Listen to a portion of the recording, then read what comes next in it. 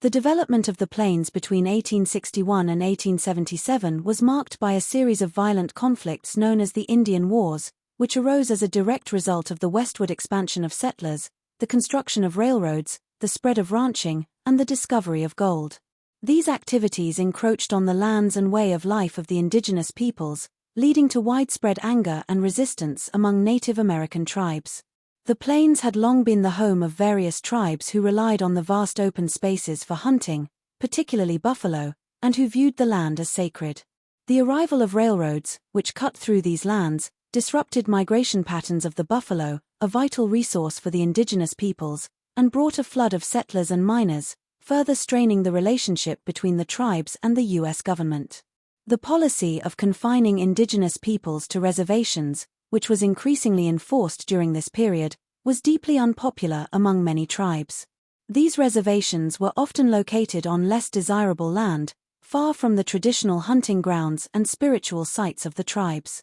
The reservations also imposed a sedentary lifestyle that clashed with the nomadic traditions of many plains tribes, leading to widespread dissatisfaction and resistance. The U.S. government's attempts to implement these policies often involved broken promises, unfulfilled treaties, and inadequate supplies, which only exacerbated tensions. One of the early conflicts during this period was Little Crow's War in 1862, an uprising led by the Dakota Sioux in Minnesota. Frustrated by the failure of the U.S. government to deliver promised food and supplies, and facing starvation, the Dakota Sioux, under the leadership of Chief Little Crow, launched a series of attacks on settlements in the Minnesota River Valley. The conflict resulted in the deaths of hundreds of settlers and Native Americans before it was brutally suppressed by U.S. forces. The aftermath saw the execution of 38 Dakota men, the largest mass execution in U.S. history, and the expulsion of the Dakota Sioux from Minnesota, setting a grim precedent for future conflicts. In 1864, the Cheyenne Uprising and the subsequent Sand Creek Massacre became another flashpoint in the Indian Wars. Tensions had been rising between the Cheyenne and Arapaho tribes and settlers in Colorado, leading to a series of skirmishes. In response, a group of Cheyenne, led by Chief Black Kettle, sought peace and camped near Sand Creek under the assumption they would be protected by the U.S. military. However, on November 29, 1864, Colonel John Chivington led a surprise attack on the camp, resulting in the massacre of around 150 Native Americans, most of whom were women, children, and the elderly.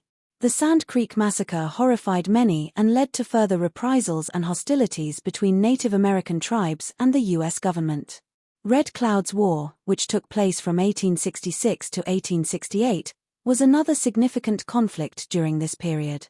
Named after the Oglala Lakota leader, Red Cloud, the war was sparked by the U.S. government's construction of forts along the Bozeman Trail, a route that cut through the heart of Lakota hunting grounds in present-day Wyoming and Montana. The trail was used by settlers heading to the goldfields in Montana, but its construction violated treaties that guaranteed the land to the Lakota. Red Cloud, determined to protect his people's land, orchestrated a successful campaign against the U.S. Army, which included the Fetterman Massacre, where an entire detachment of 81 soldiers was ambushed and killed. The conflict ended with the Treaty of Fort Laramie in 1868, in which the U.S. government agreed to abandon the forts and the Bozeman Trail, recognizing the Black Hills as part of the Great Sioux Reservation.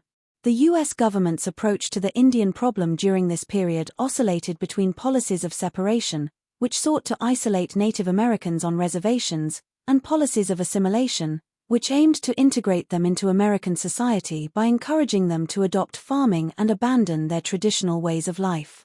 The policy of assimilation was rooted in the belief that the Native American way of life was incompatible with the expanding American frontier and that indigenous peoples should be civilized according to Euro-American standards. This led to the establishment of boarding schools for Native American children, where they were taught English and converted to Christianity, often forcibly removed from their families and stripped of their cultural identities. The Indian Wars of this period were a tragic consequence of the clash between two very different ways of life, with the expansionist policies of the U.S. government and the relentless push of settlers westward coming at the expense of the indigenous peoples who had lived on the plains for generations. The conflicts of this era left a legacy of mistrust, broken treaties, and deep wounds that would resonate for many years to come.